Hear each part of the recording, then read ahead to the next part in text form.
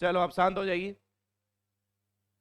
That का use अपन पढ़ रहे थे, और दैट के यूज में एक लास्ट कॉन्सेप्ट बचा हुआ था, पहले उसको समझ लेते हैं, फिर अपनी क्लास में आगे बढ़ते हैं। देखिए, सुनना और समझना बात को। मैं दो एग्जांपल लिख रहा हूं बच्चों आपके सामने।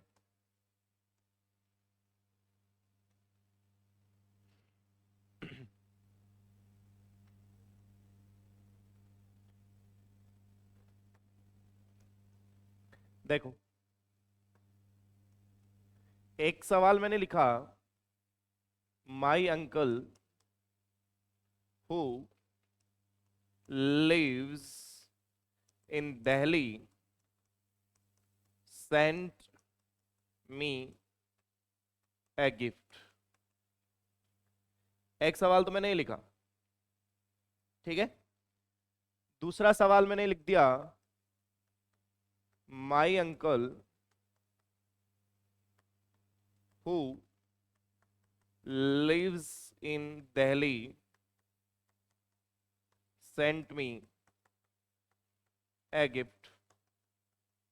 ये दो सवाल बच्चों मैंने लिखे हैं। सुनना, ध्यान से समझने की कोशिश करना। पहले सवाल में और दूसरे सवाल में एक छोटा सा फर्क है कि पहले में जो ये रिलेटिव क्लोज है, भाई रिलेटिव प्रोनाउन के साथ वाली क्लोज का नाम क्या होता है? रिलेटिव क्लोज होता है। ये रिलेटिव क्लोज है। रिलेटिव प्रोनाउन वाली जो क्लोज होती है उसका नाम क्या होता है? Relative close. ये रिलेटिव क्लोज है। इन दोनों का नाम रिलेटिव क्लोज है, ठीक है। अब अगर इन दोनों का नाम रिलेटिव क्लोज है लेकिन फिर भी दोनों में फर्क है, पहले में और दूसरे में। पहली जो रिलेटिव क्लोज है वो आइडेंटिफिकेशन के लिए यूज हो रही है। किसके लिए यूज हो रही है? आइडेंटिफिकेशन के लिए। और जो दूसरी रिलेटिव क्लॉज है बच्चों, वो एलेब्रेशन के लिए यूज हो रही है।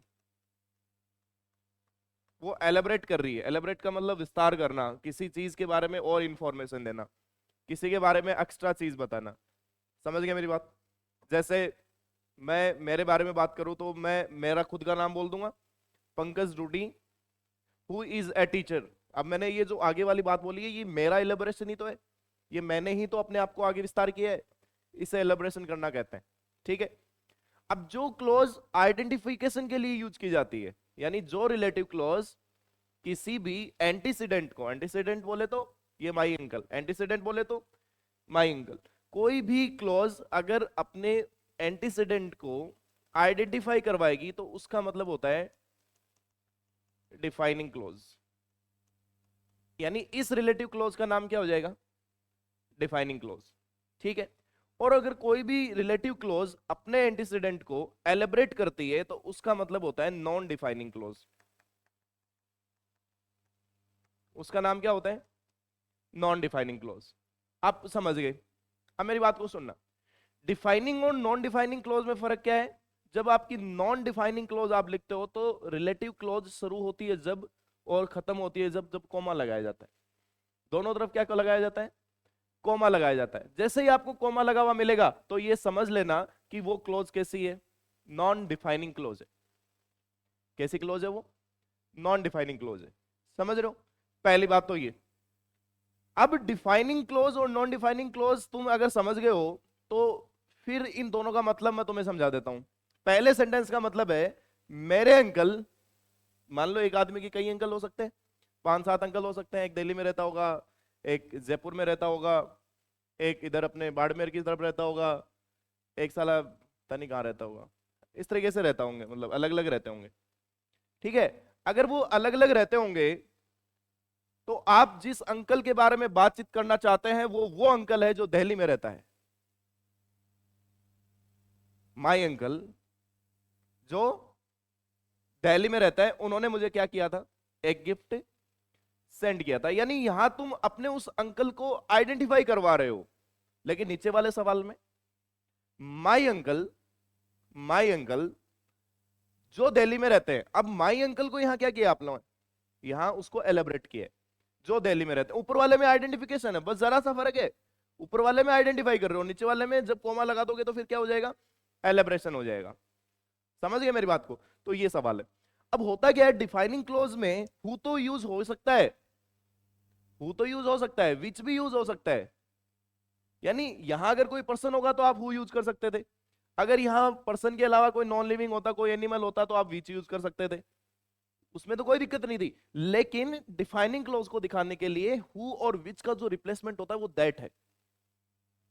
आप यहां क्या यूज कर सकते हो, अगर हु की जगह मान लो तो मैं दैट लिखा हुआ मिलता, क्या लिखा हुआ मिलता, दैट, तो भी सवाल सही था, तो भी सवाल क्या था। लेकिन नीचे वाले में आप दैट यूज नहीं कर सकते, यहां आपको हु यूज करना पड़ेगा, यहां आपको क्या यूज करना पड़ेगा, हु ही यूज करना पड़ेगा। आप समझ गए मेरी बात। जैसे मैं एक सवाल और लिखता हूं मैंने लिखा my father, my father that is a farmer, that is a farmer inspired me.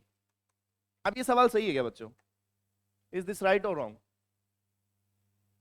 क्या ये सही है।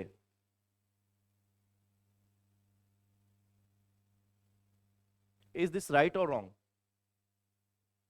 भाई पहले सवाल को मैंने तुम्हें समझाया कि अंकल तो कई हो सकते हैं ना, 5-7 हो सकते हैं, आपके दादाजी में हिम्मत होनी चाहिए, फिर कितने भी हो जाओ, क्या फर्क पड़ता है।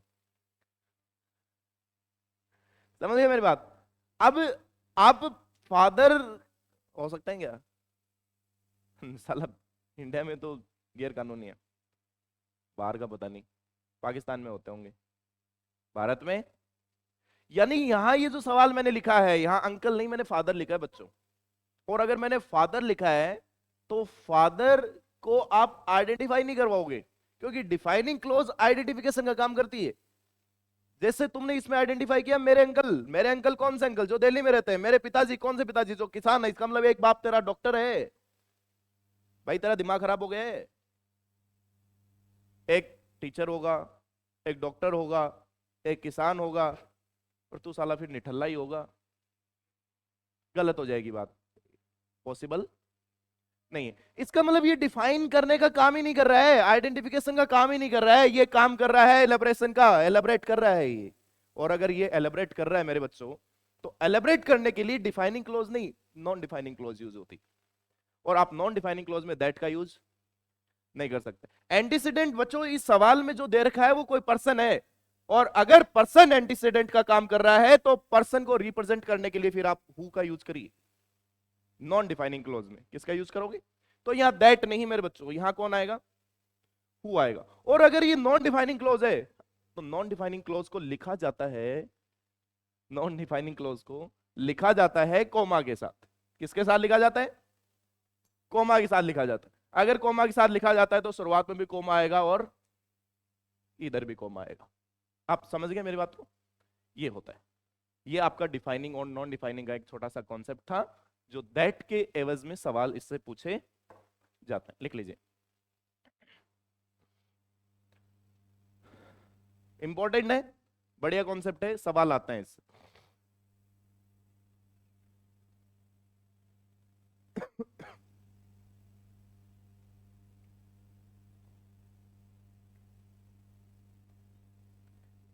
आपका क्या नाम बच्चे, ये कैप लगा के बैठा है, आज ही आए हो क्या आप, दिखाई नहीं, अच्छा तू ये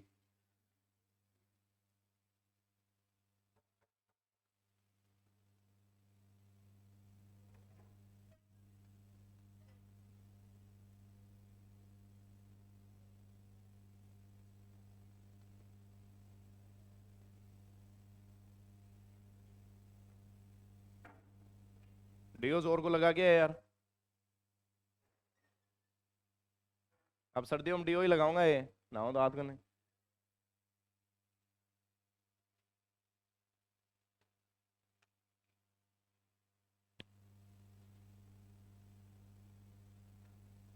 पुत्र भाई लोग हैं अल्ले, वो तुम मन में रजना घुमाऊने ले हो, है ना।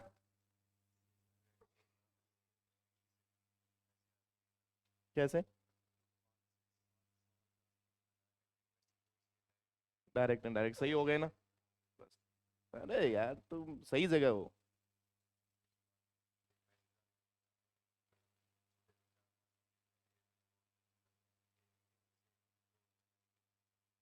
वो तो वोकेब का पार्ट हो गया।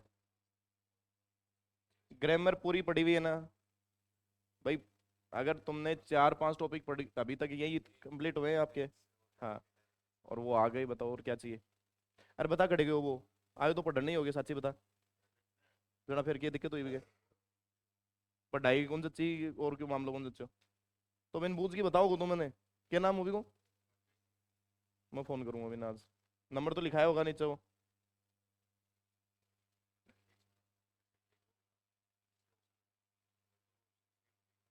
हाँ हो सकता है कोई, तभी तो ये बोर्ड ऐसा ही है।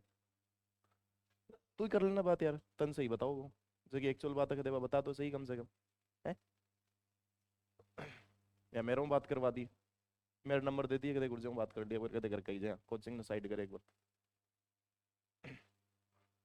तेरे को कद को है? लास्ट में तेरे तो तेरे काली है ये सिक्कर के। अरे मैं कह रहा हूं ना तुम्हें, तुम्हारी नोटबुक से बाहर कभी कुछ आ ही नहीं सकता। वोकेब तो देखो, मैं भगवान हूं नहीं, उसके लिए मैं कोई तुमसे वादा भी नहीं करूंगा कि मेरे पढ़ाए हुए में से वोकेब आ जाए। अगर ऐसा होता तो फिर पता नहीं क्या ही बन जाता फिर तुम्हें, है ना? वोकेब के 5-4 जो सवाल होते हैं उनको साइड कर दीजिए। ग्रामर मैं तुम्हें कह रहा हूं, अगर मेरी नोटबुक से नहीं आया तो उस दिन समझ लेना साला किसी के में से नहीं आया, किसी के में से नहीं आया, मैं तुम्हें कह रहा हूं। और ताल ठोक के मैं ये बात कह रहा हूं, क्योंकि जो मैं तुम्हें पढ़ा रहा हूं, देखो मैं आपको पहले बता देता हूं, इस बात को कहने में मैं कभी हर्ज नहीं करता हूं, मैं कभी नहीं छुपाता हूं।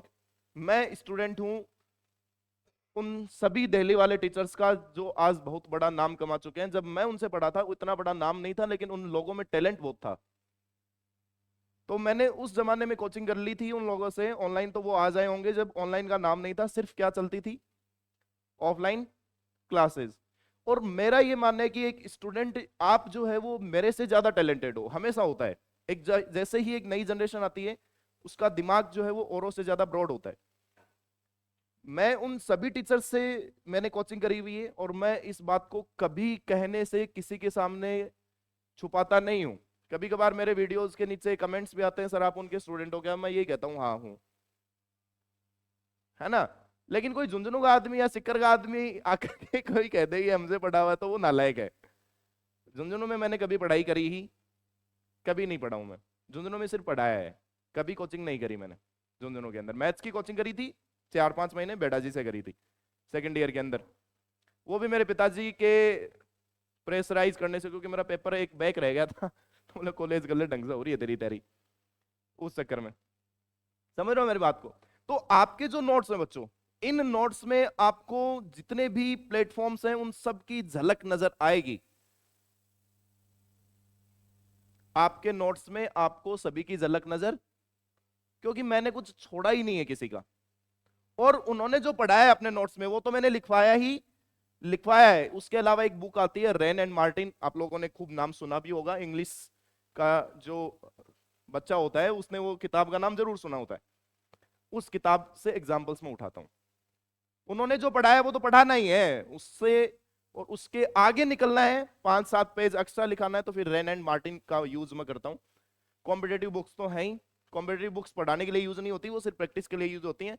जो थ्योरेटिकल बुक होती है वो आपकी पढ़ाने के लिए, टीचर ओरिएंटेड होती है। मानी rain and Martin teacher oriented है, स्टूडेंट ओरिएंटेड नहीं है। स्टूडेंट ओरिएंटेड पीवाईक्यूज बुक होती है, प्रीवियस ईयर के सवाल होते हैं, वो स्टूडेंट ओरिएंटेड होता है। टीचर ओरिएंटेड थ्योरेटिकल बुक होती है। अब थ्योरी आप लोगों की कोई काम की नहीं है।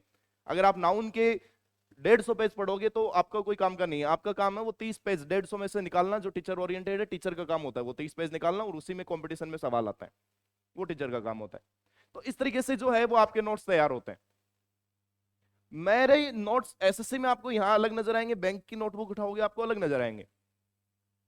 सब्जेक्ट एक है, टीचर एक है, लेकिन चीजें अलग अलग है। मैं फिर से कह रहा हूं बच्चों, तुम चाहे ताल ठोक के कहता हूं मैं ये बात, कि तुम इंग्लिश के नोट्स जहां मर्जी जिस मर्जी बड़े से बड़े टॉप सिंह के साथ मैच कर लो, साला मेरे नोट्स में अगर एक पेज एक लाइन कम मिल जाए तो मुझे आकर के कह देना, ज्यादा मिलेगी, ज्यादा मिलेगी, 101% ज्यादा मिलेगी। टीचर सभी अच्छे हैं, बहुत शानदार है। मैं अपने टीचर्स की, अपने गुरुओं की हमेशा रेस्पेक्ट करता हूं, कभी नहीं छुपाता हूं, सब बढ़िया है। लेकिन मैं उनके जैसा बनने की कोशिश कर रहा हूं और उसके लिए मुझे उनसे ज्यादा मेहनत करनी पड़ेगी। ये बिल्कुल वैसा ही है कि अगर आप एसएससी में इंस्पेक्टर बनना चाहते हैं तो आपको ऑलरेडी जो इंस्पेक्टर हैं उनके साथ कंपटीशन देना पड़ेगा, और वो पिछले 4 साल से 10 साल से तैयारी कर रहे हैं और तुम्हें तैयारी करते हुए 2 साल हुए हैं। तो या तो तुम उनसे ज्यादा मेहनत करके आगे निकलो या फिर उनके जितना समय लो, तब आप उनसे आगे या उनके बराबर खड़े होने की हिम्मत अपने अंदर ला सकते हो। तो आपको हर टेस्ट में जब जब सीएचएसएल का होगा, सीजीएल का होगा, आपके नोट्स में से सवाल दिखाई देंगे। बच्चा कह रहा है कि सर ऐसे कैसे सवाल वॉइस नरेशन टेंस से सेम हमें नजर आए हैं। तो ये एक बच्चे की बात नहीं है, ये जो बच्चा ढंग से पढ़ के जाएगा। अब जो पढ़ के ही नहीं जाता उसको तो क्या पता पेपर में क्या आता है। अरे भाई नोट्स को देखा ही नहीं है, वो साला मुंह उठा के चला गया, उसको कैसे पता चलेगा कि जो सर ने पढ़ाया था वो ये। लेकिन अगर आप मेहनत करके जाओगे बच्चों तो आपको पेपर में ये जट्टाधारी स्क्रीन पे तुम्हें दिखाई देगा, हर बार दिखाई देगा। ग्रामर में वोकेब की कोई गारंटी नहीं है, ना आज है ना। जिस दिन मैं ये कहूं कि मेरे पढ़ाए हुए वोकेब में से कुछ बार नहीं आएगा, समझ लो मैं धंधा करने लग गया हूं। मैं कोई किताब बेचना चाहता हूं, या मैं कोई कोर्स बेचना चाहता हूं, या मैं कोई और बिजनेस करना चाहता हूं, बस, और कुछ नहीं है। लेकिन ग्रामर हर बार, चाहे प्री दोगे, चाहे मेंस दोगे, एमटीएस दोगे, सीजीएल दोगे, एसएससी अपने सारे टाके तोड़ ले, तो भी पेपर तुम्हारा बाहर नहीं आएगा तुम्हारे नोट से।